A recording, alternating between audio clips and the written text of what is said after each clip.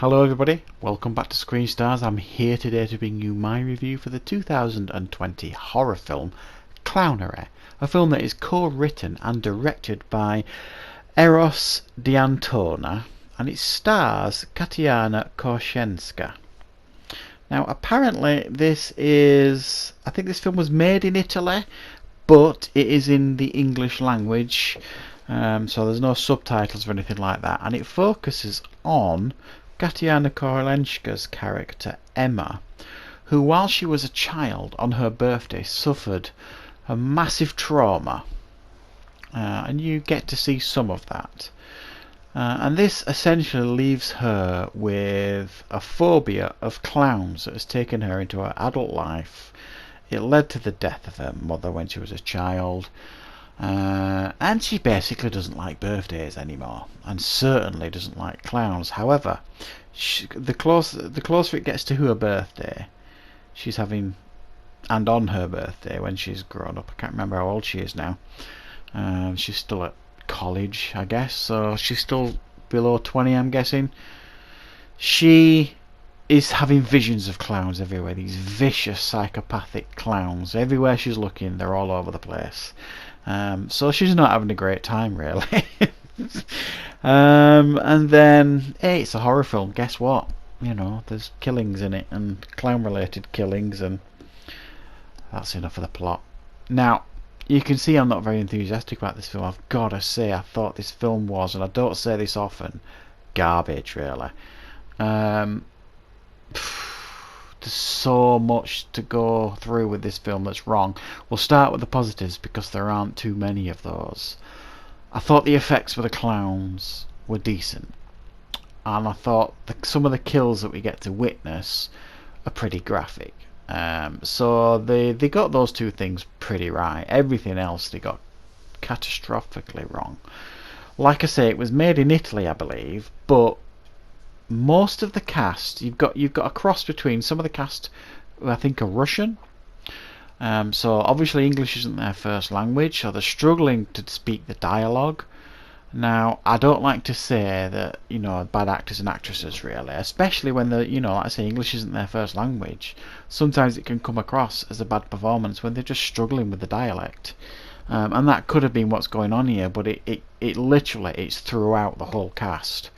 They are all really struggling with this dialogue, and the ones that English is their first language are just poor performances. So it's really distracting, this film, in regards to the performances, because they're just so poor. Yes, this film is very low budget, but I don't think that's an excuse.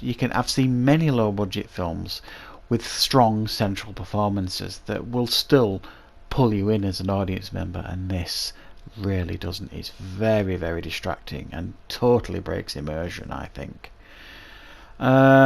Tonally, the film is literally, it's all over the place.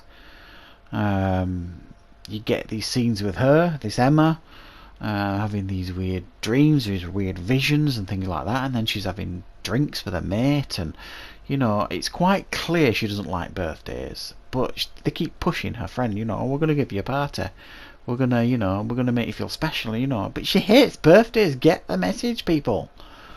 But it's all over the place tonally. There's these characters that aren't particularly nasty, not really, they certainly don't deserve to die, and it just, editorially, it just shifts from character to character when the kills happen, you know, and they're just dead, and it's editing's all over the place, and tonally it's all over the place. You'll get this quite dramatic scene, or trying to be dramatic, and then you'll get this sexualized scene that's just cringy to watch. It's all over the place.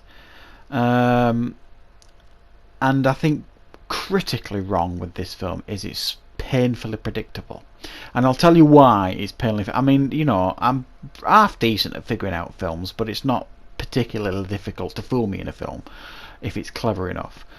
This one certainly isn't. The reason why I figured out fairly quickly what was going on was due to the trauma that she suffers as a girl, as a child. It wasn't supernatural in any way. She just witnessed something as a child on her birthday that was... It's going to screw up a lot of kids, I suppose. They're going to grow up with a couple of problems, sure. So when she starts seeing these monstrous clowns and stuff, and then these kills start happening, I put two and two together pretty quickly, and I'm sure you will do the same. It ain't hard to put two and two together.